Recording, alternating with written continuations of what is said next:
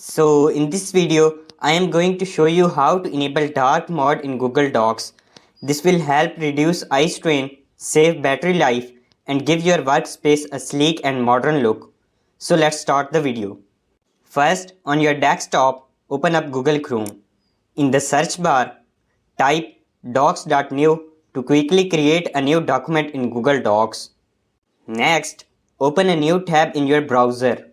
In this new tab, type Google Docs Dark Mode into the search bar and look for the Chrome Web Store extension. Now click to open it. Once opened, you will see an Add to Chrome button. Go ahead and click it.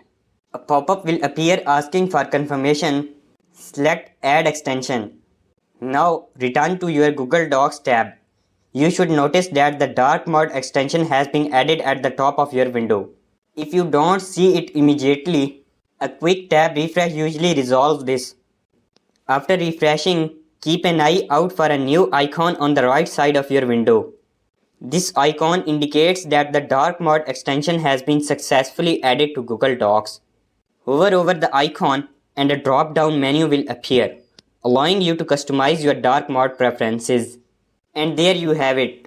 If you found this tutorial helpful, please consider leaving a like and subscribing to my channel.